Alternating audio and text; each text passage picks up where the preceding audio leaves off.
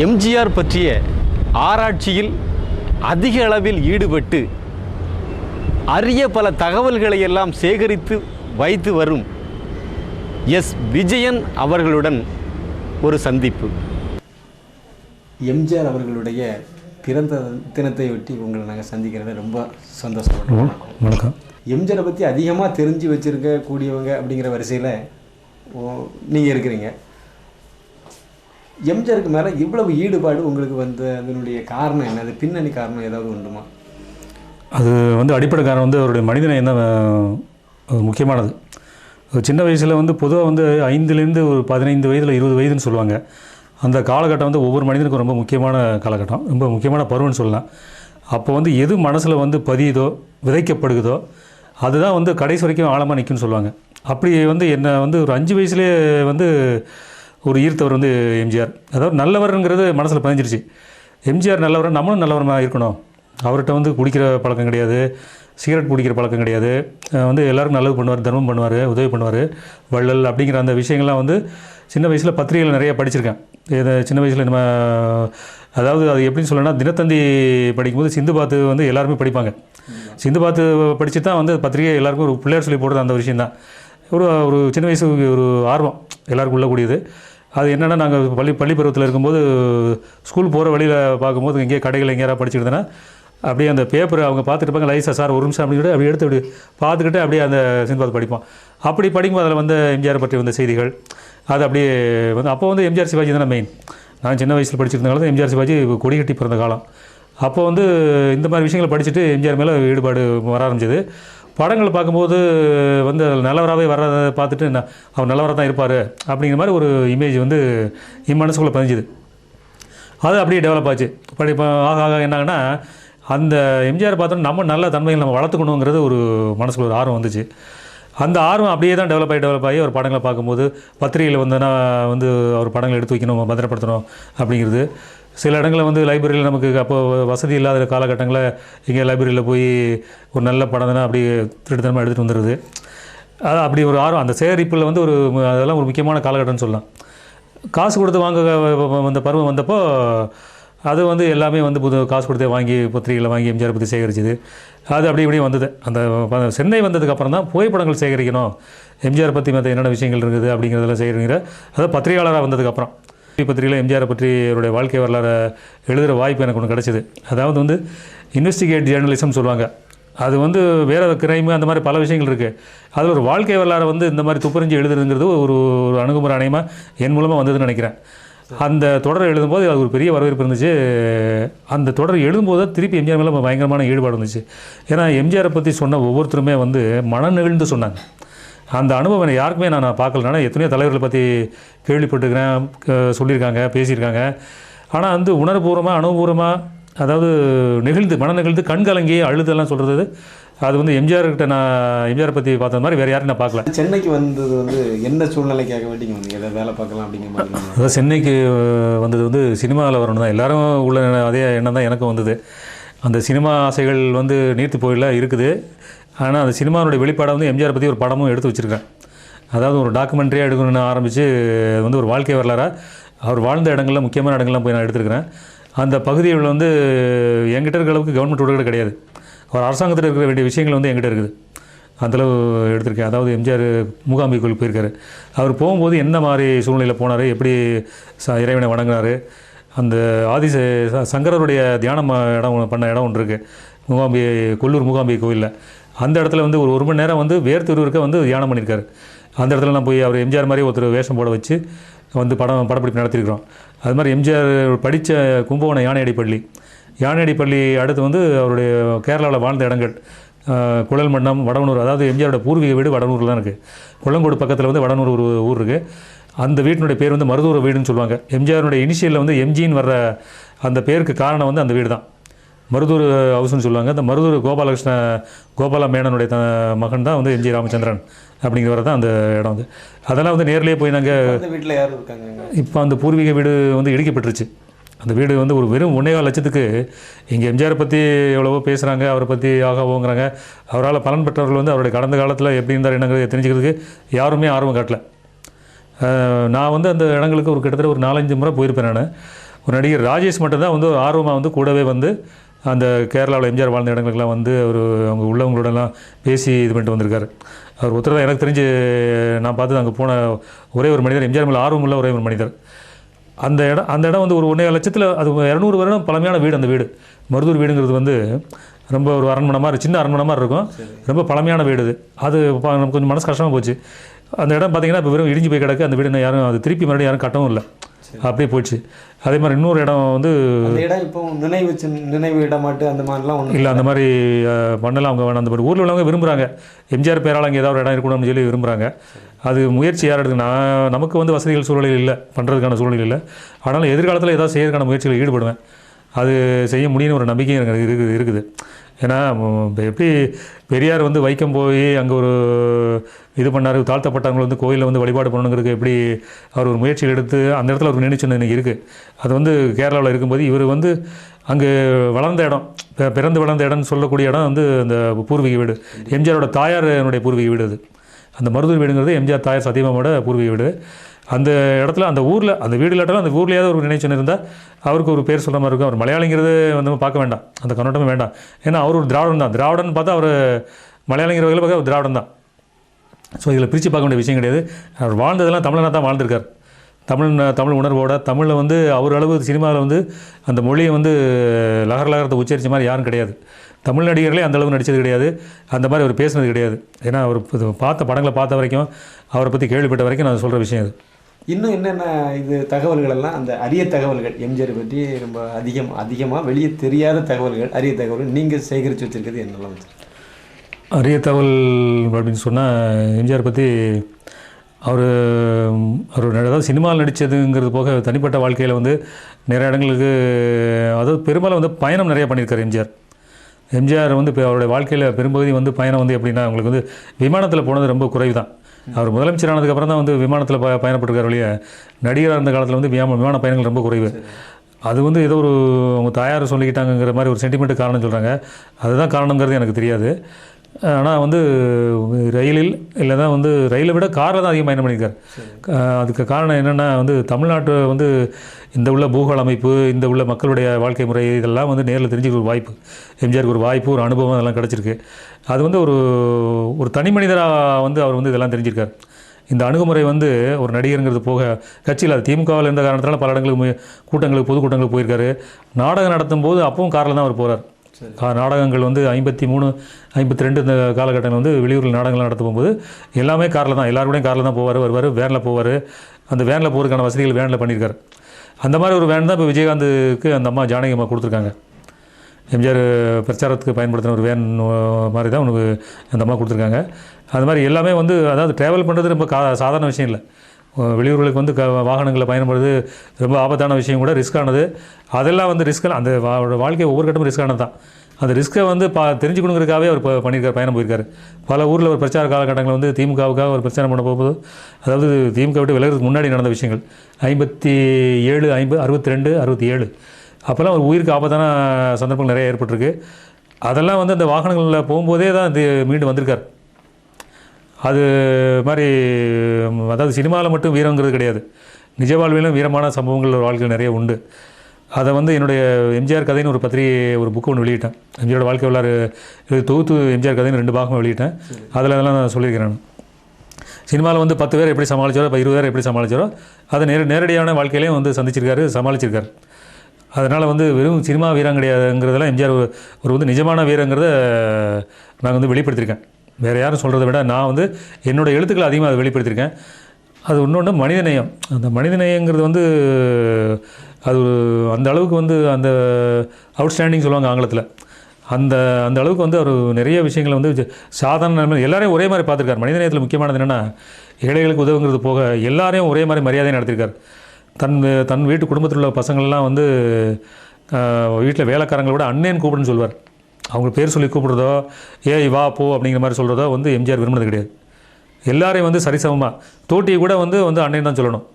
அந்த வீட்டிலேருந்து அண்ணன் பசங்களோ இல்லை வேறு ஜானகியமோட வீட்டில் கூட இருந்த தம்பி பசங்களோ எல்லாம் வந்து அந்தளவு மரியாதை செலுத்தணுங்கிறது, அதாவது அந்த மனிதநேயத்தினுடைய அது இன்னொரு பகுதி தான். அந்த அந்த மாதிரி விஷயங்கள் வந்து மனிதரில் மனிதனாக நடத்தணும். அதாவது இவர் வந்து பெரிய நடிகர், அவருக்கு வந்து தனி மரியாதை, இவர் சாதாரண நடிகர் ஒரு தனி மரியாதை, அந்த மாதிரிலாம் அவர் கிடையாது. எல்லாரையும் ஈக்குவலாக நடத்தினார், சமமாக மதித்தார். அது வந்து என்னென்னா எம்ஜிஆருடைய பல விஷயங்கள் விளம்பரப்படுத்தப்படாத விஷயங்கள். அவர் 1 கோடி ரூபா கொடுத்துருக்காருன்னா அதில் ஒரு 10 லட்ச ரூபா வந்து வெளியில் வந்திருக்கும், 90 லட்ச ரூபா வந்து வெளியே தெரியாமல் இருந்திருக்கு.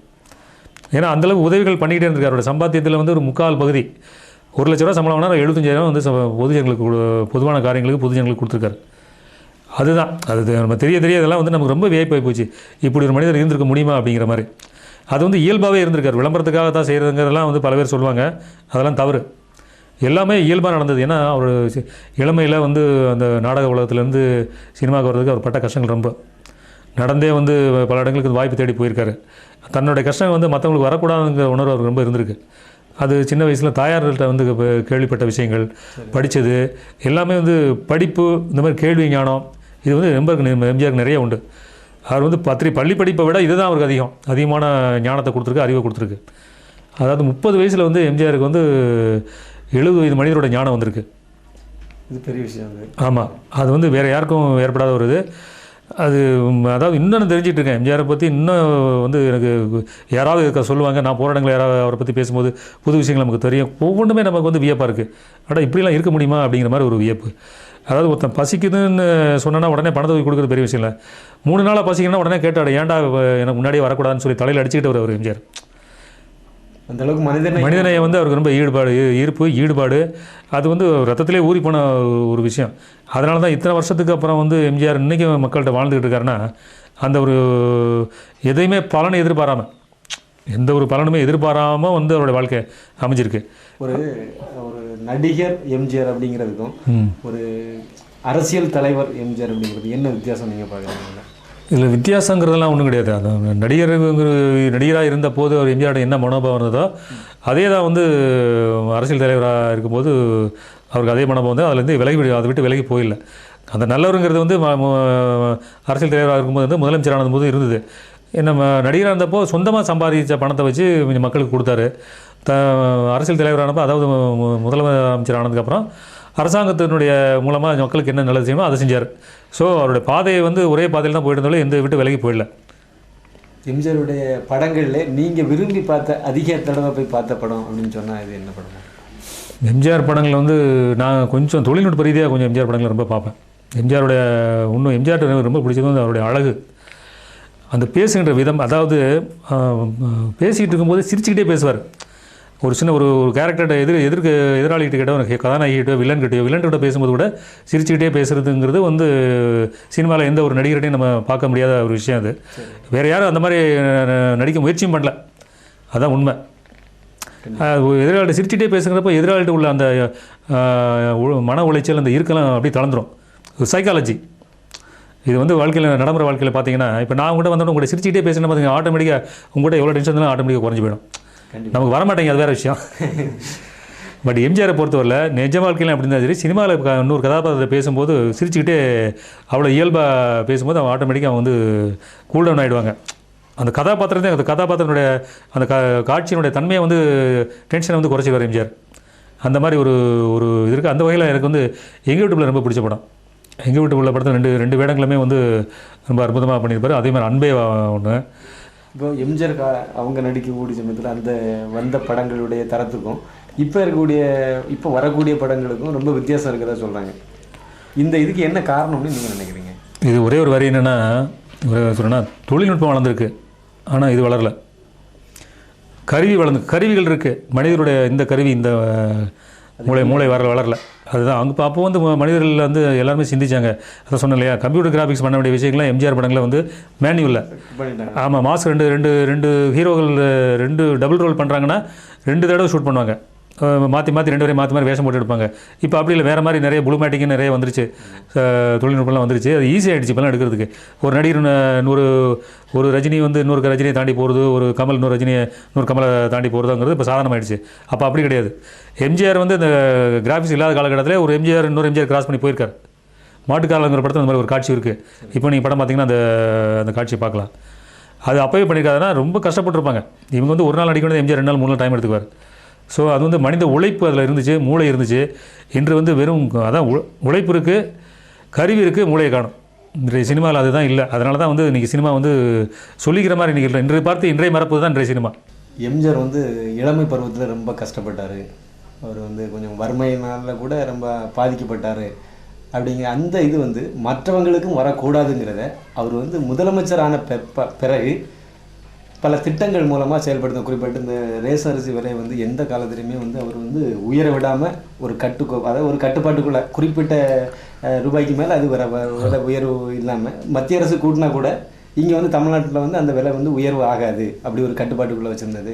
அப்புறம் வந்து ஏழை மாணவர்கள் பயன்பெறக்கூடிய வகையில் மாணவிகள் பயன்பெறக்கூடிய வகையில் இந்த சத்துணவு திட்டம் ரொம்ப பெயர் சொல்லக்கூடிய திட்டம். இந்த திட்டத்தை யார் வந்தாலும் தடுத்து நிப்பாட்ட முடியாது, தொடர்ந்து அதை நடத்தி தான் ஆகணுங்கிற ஒரு நிர்பந்தத்தை கொண்டு வந்தது அந்த சத்துணவு திட்டம். இதெல்லாம் வந்து அவருடைய அந்த இளமை பருவத்தில் அவர் பட்ட கஷ்டம் மற்றவங்க படக்கூடாது அப்படின்னு சொல்லி நினைவு, அதனால கொண்டு வந்த திட்டங்கள் அப்படிங்கிறாங்க. அதை பற்றி நீங்கள் என்ன சொல்கிறீங்க? அதுவும் ஒரு காரணம். அவர் அந்த மாதிரி இளமையில் பட்ட கஷ்டம் வந்து நம்ம பட்ட கஷ்டம் வந்து மக்கள் படக்கூடாதுங்கிறது வந்து ஒரு சின்ன வந்து சிந்தனை ரொம்ப நாளாக இருந்துச்சு. அந்த நாடோடி மன்னன் படத்தில் வந்து ஒரு நாளை போட போகிற சட்டம் நன்மை பெருந்து திட்டங்கிற மாதிரியே அவர் அந்த இதில் சொல்லியிருக்கார். அது வந்து அதெல்லாம் வந்து முள்ளுக்குள்ளே இருக்கிறதா வெளியே சொல்லியிருக்கார். அவர் ஆட்சிக்கு வருவோங்கிற மாதிரி நினைப்பெல்லாம் சொல்லலை. அவர் அந்த சினிமாவுக்கு சொல்லதை அது உள்ளுக்குள்ளே இருந்து தான் வெளியே வந்திருக்கு. அந்த உள்ளுக்குள்ளே இருந்த விஷயங்கள் தான் நாடோடி மன்னன் படத்தில் வெளியே வந்திருக்கு. அவர் சின்ன வயசில் அவ்வளோ ரொம்ப கஷ்டப்பட்டுருக்காரு. அதாவது ஈரத்துணியை வயிற்றில் கட்டிக்கிட்டு சில சமயம் பட்டி இருந்திருக்கார். அதாவது வந்து ஈரத்துணி கட்டினா பசி தெரியாதுங்கிற மாதிரி அந்த மாதிரி அனுபவம் எம்ஜிஆருக்கு உண்டு. ஸோ அது வந்து என்னென்னா எம்ஜிஆர் நடிக்க வந்து கையில் வருமானம் பார்த்து கடன் வாங்கி உதவி பண்ணியிருக்கார் நிறைய பேருக்கு. நிறையா நடிகர்களுக்கு அதாவது தனக்கு கீழே உள்ள சின்ன சின்ன நடிகர்கள்லாம் வந்து வறுமையில் கஷ்டப்படுற காலத்தில் என்னென்னா அவங்களுக்கு உடனே உதவணுங்கிற காரணத்துக்காக யார்கிட்டயே கடன் வாங்கி ஹெல்ப் பண்ணியிருக்கார். அந்த மாதிரி சின்ன சின்ன காரணங்கள், அது மாதிரி நிறைய விஷயங்கள். அவர் வந்து அடுத்தவன் வந்து கஷ்டப்படக்கூடாது அப்படிங்கிறதுல ரொம்ப தெளிவாக இருந்தார். பார்த்தோன்னே முகத்தை பார்த்தே சொல்லுவார். முகத்தை பார்த்தோன்னே சரி ரொம்ப கஷ்டத்தில் இருக்கான் அப்படிங்கிறது முக வரியை பார்த்தே வந்து அவர் வந்து புரிஞ்சுக்குவார். அதெல்லாம் வந்து மனசுக்குள்ளேயே வந்து சேர்ந்து கொஞ்சமாக வந்து ஆட்சிக்கு வந்ததுக்கப்புறம் வந்து திட்டங்கள் பூரா அதிகாரிகிட்ட பேசும்போதோ அமைச்சர்கிட்ட பேசும்போதோ ஊரில் போகும்போது என்னென்ன இதுன்னு எல்லாரும் கேட்பார், விசாரிப்பார். அப்படி வரும்போது இங்கெல்லாம் இப்படி இருக்காங்க, இப்படி கஷ்டப்படுறாங்க, இப்படி செய்கிறாங்கன்னு தெரிஞ்சுட்டு அதெல்லாம் ஒட்டுமொத்தமாக ஏதாவது அதுக்கு நிவாரணம் பண்ணணும்.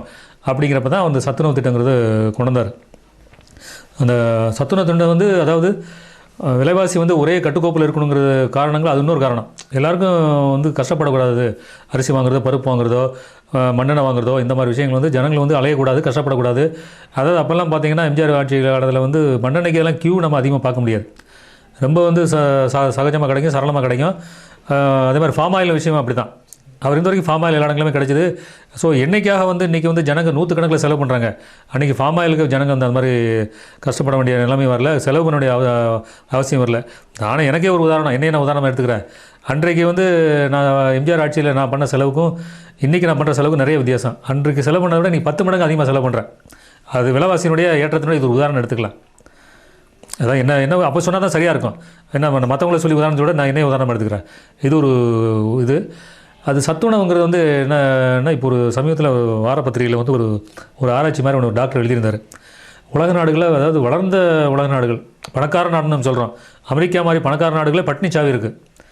அந்த பட்டினிச்சாவை தடுக்கிறதுக்கு அங்கே யாரும் சரியான முயற்சிகள் பண்ணல. ஆனால் இயற்கையாக வந்து எம்ஜிஆர் வந்து இங்கே சத்துணவு திட்டத்தை கொண்டு வந்தோம்னா இங்கே பட்டினிச்சாவை எம்ஜிஆர் குறைச்சிருக்கார். அதாவது பள்ளி பருவத்திலேயே, குழந்தை பருவத்தில் வந்து பட்டினிச்சாவுங்கிறது வந்து தமிழ்நாட்டில் வந்து அதுக்கு முன்னாடி இருந்திருக்கு. அவர் வந்ததுக்கப்புறம் அதெல்லாம் குறைஞ்சி போச்சு. பின்னாடி வந்து நம்ம இந்த மழை பெய்யலாம், இது பண்ணலாம், அந்த வறுமை அந்த காரணங்கள்லாம் அது வேறு விஷயம். பட் எம்ஜிஆருடைய ஆட்சி காலத்தை பொறுத்தவரை குழந்தை பருவம் ரொம்ப முக்கியமான பருவம். அந்த பருவத்திலேருந்து பட்டினிச்சாவு வரல. காரணம் அதுக்கு வந்து சத்துணவு திட்டங்கிறது முக்கியமான ஒரு காரணம். அதை வந்து வேர்ல்டு பேங்க், உலக வங்கியே வந்து அதை ஆராய்ச்சி கண்டுபிடிச்சி வந்து அதை மற்ற நாடுகளும் கொண்டு வரணும் அப்படின்னு சொல்லியிருக்காங்கன்னா அது எம்ஜிஆருடைய சத்துணவு கிடைத்த மிகப்பெரிய வெற்றி. ஆனால் அது அந்த டாக்டர் எழுதியிருக்காரு, எம்ஜிஆரை சொல்லலை. எம்ஜிஆர் தான் காரணங்கிறது சொல்லியிருந்தானே இன்னும் சந்தோஷமாக இருந்திருக்கும். அது சொல்லாமலே விட்டுருக்கா. அது என்ன எம்ஜிஆர் மேலே அவருக்கு என்ன மனக்குறையா இல்லை மறந்துட்டாரா என்னங்கிறது தெரியல. சரி, இப்போ எம்ஜிஆருடைய ஆட்சி காலத்தில் இந்த கன்னியாகுமரி மாவட்டத்தில் வந்து இந்த மண்டைக்காடு கலவரம் ஒரு இது வந்துச்சு. அப்போது அதை தொடர்ந்து ஒரு கமிஷன், நீதி விசாரணையெல்லாம் வச்சு ஒரு விசாரணை கமிஷன் அமைக்கப்பட்டது. அந்த விசாரணை கமிஷன் பரிந்துரையில் வந்து இந்த கட்டாய மதமாற்ற தடை சட்டம் வந்து கொண்டு வரணும் அப்படின்னு சொல்லி அப்பவுமே பரிந்துரை பண்ணாங்க. அதை இப்போ வந்து அமல்படுத்தியிருக்காங்க அப்படின்னு சொல்லி சொன்னாங்க. ஆனால் இதை பற்றி நீங்கள் என்ன சொல்கிறீங்க? அதாவது வந்து எம்ஜிஆரினுடைய அணுகுமுறை பொறுத்தவரை அவர் ஜாதி மதங்களுக்கு அப்பாற்பட்டவர். அவர் பொறுத்தவரையில் வந்து இந்த ஜாதி இன்னங்க படங்களை கேரக்டர் பார்த்தீங்கன்னா அவர் மத வேடங்கள் தரித்திருக்கிறவர்களே வந்து மதங்களை இப்போ வந்து ஆதரவு தெரிவிச்சோ அந்த மாதிரி எதுவுமே அவர் பண்ணதில்லை. ஜாதியே அவர் படங்களை வராது. படங்களை பார்த்தீங்கன்னா இன்றைக்கி ஜாதி கேரக்டர் நிறைய வருது. அதுவும் இந்த கோயம்புத்தூர் பாஷைன்னு ஒரு இந்த கவுண்டர்கள் பேசுகிறாங்கன்னு ஒரு இதை வச்சு சினிமாவில் ஒரு இதாகவே வேடிக்கையாகவே அதை கொண்டு போயிட்டு இருக்காங்க. அந்த மாதிரி எம்ஜிஆர் படங்களை பார்க்க முடியாது. ஒரே தமிழ் தான், அந்த எல்லாருக்கும் சென்றடைகிற ஒரே தமிழில் தான் அவர் வந்து அது பேசினார், வசனம் பேசினார். மக்கள்கிட்ட கொண்டு போன விஷயங்களும் அப்படி தான், அவர் எழுதின விஷயங்களும் அப்படி தான். அந்த மாதிரி வந்து ஒரு சமத்துவம் இருந்துச்சு. எம்ஜிஆருடைய ஒவ்வொரு செயலும் ஒரு சமத்துவம் இருந்தது. அந்த சமத்துவனுடைய இன்னொரு வெளிப்பாடு தான் நீங்கள் கேட்ட அந்த மதமாற்ற தடை சட்டம். ஏன்னா அதை ஒரு காரணமாக வச்சு யாரும் வியாபாரம் பண்ணக்கூடாது. அதனால் வந்து நம்ம அரசாங்கத்தினுடைய திட்டங்கள் மூலமாக ஜனங்களுக்கு வந்து நன்மைகள் கிடைக்கணும், இதனால் நம்ம ஜனங்களுக்கு நன்மைகள் கிடைக்கக்கூடாது அப்படிங்கிற எம்ஜிஆர் உறுதியாக இருந்தார். அதனுடைய இன்னொரு வெளிப்பாடு தான் வந்து வருமானத்தின் அடிப்படையில் வந்து இடஒதுக்கீடு இருக்குன்னு சொல்லி அவர் விரும்பினார். அது வந்து வந்திருந்தால் எப்படி இருக்குங்கிறது நமக்கு தெரியாது. ஆனால் அது வரலை. அந்த அந்த நோக்கத்தில் தான் அவர் வந்து வருமானத்தின் அடிப்படையில் அவர் கொண்டு வரணும்னு விரும்பினார். அதாவது காற்றும் நீரும் வானம் நெருப்பும் பொதுவில் இருக்குது, மனிதன் காலில் பட்ட பூமி மட்டும் பிரிஞ்சு கிடக்குதுன்னு இதே கனி படத்தில் ஒரு பாட்டில் வரிகள் சொன்னார். அதுதான் அந்த அவருடைய எம்ஜிஆருடைய சிந்தனையினுடைய வெளிப்பாடு தான் அது. கவிஞர் யார் எழுதினாலும் இருந்தால் கூட எம்ஜிஆரோட சிந்தனை தான் அது. அந்த மாதிரி தான் அவர் இருந்திருக்காரு. இன்றைக்கு இத்தனை ஜாதி தலைவர்கள், இத்தனை மத தலைவர்கள், இத்தனை மதங்கள் இருக்குது, இவ்வளோ பிரிவினைகள் இருக்குது. எம்ஜிஆர் இருந்தால் இவ்வளோ பிரிவினை நிச்சயமாக இருந்திருக்காரு. அது இடம் கொடுத்துருக்க மாட்டார். அதை வந்து சரி பண்ணியிருப்பார். அந்த மாதிரி இருந்தாங்கன்னா அவங்களோட தேவைகள் என்னென்னு பார்த்து அவங்கள்ட்ட பேசி இது பண்ணி அவங்கள சரி பண்ணியிருப்பார். எம்ஜிஆர் ஆட்சியில் வந்து ஜாதி மத தலைவர்கள்லாம் சேர்ந்துக்கிட்டு ஒரு கூட்டம் போட்டு இது இடஒதுக்கீடு வேணும்னு சொல்லி ஒரு இது வந்தப்போ எம்ஜிஆர் எல்லோரும் நீங்கள் முதல்ல டிஸ்கஸ் பண்ணிக்கோங்க, அப்புறம் வந்து நான் வந்து உங்களை கலந்துக்கிறேன் அப்படின்னு சொல்லிட்டு போயிட்டார். இவங்க எல்லாம் பேசி முடிச்சுட்டு பண்ணுறப்போ வந்தப்போ எம்ஜிஆர் வந்தார். ஒவ்வொருத்தருக்கும் எவ்வளோ இடஒதுக்கீடு வேணும்னு கேட்டார். எல்லோரும் அவங்க சொன்னாங்க. மொத்தம் 400% வேணும் தேவை வந்துச்சு. நீங்களே பேசி முடியும், உங்களுக்கு என்ன தேவை நீங்களே முடியும், நீங்களே சொல்லுங்கள், நான் செஞ்சு கொடுக்குறேன் அப்படின்ட்டார். அந்த கூட்டம் வந்து அது எல்லாருக்கும் ஒரு மாதிரி கஷ்டமாக போச்சு. என்னடா இந்த நிலைமையில் இருக்கே அப்படின்னு சொல்லிட்டு அப்படி போயிட்டாங்க. அதுதான் எம்ஜிஆரோட அணுகுமுறை. அதாவது இவ்வளோ தேவைகள் இருக்குன்னா இதை எப்படி சரி பண்ண முடியும், அரசாங்கத்தால் என்ன செய்ய முடியும், ஒருத்தன் செஞ்சால் இன்னொருத்தன் பாதிக்கப்படுறான் அப்படிங்கிற மாதிரி வந்து அவர் நடைமுறை வாழ்க்கையை பார்த்தவர். நடைமுறையில் கஷ்டங்களை, நடைமுறையில் வந்து சிரமங்களை வந்து பார்த்துக்கிட்டு அது யதார்த்தமான அணுகுமுறை இருந்துச்சு அவர்கிட்ட. ஓட்டுக்காக வந்து அவர் திட்டங்களை கொண்டு வரல. ஓட்டுக்காக வந்து இது ஓட்டு கிடைக்கும், இப்படி செஞ்சால் ஓட்டு கிடைக்கும், இவங்களுக்கு வந்து நம்ம ஆதரவு கொடுத்தா ஓட்டு கிடைக்கும் அப்படின்னு நினச்சிக்கிட்டு அவர் செய்யவே இல்லை. அதாவது வசூல் இந்த படத்தில் இப்படி நடித்தா தான் வசூல் ஆகுங்கிற நினச்சிக்க செய்யலை. இந்த படத்தில் இப்படி நம்ம நல்லது செய்யணும் அப்படின்னு நினச்சி சொன்னால் தான் மக்கள்கிட்ட போய் சென்றடையணும், மக்கள்கிட்ட போய் சென்றடையணும், அவ்வளோதான் அவருடைய குறிக்கோள். வந்து அந்த மாதிரி ஒரு சிந்தனை தான். அதாவது அடிமைப்பெண் படத்துக்கு வந்து அவர் போட்ட பட்ஜெட் வந்து 28 லட்சம் போட்டார். மன்னிக்கணும், நாடோடி மன்னன் படத்துக்கு 20 லட்சம் போட்டார். படம் செலவு பண்ணி முடியும் போது 38 லட்சம் ஆச்சு.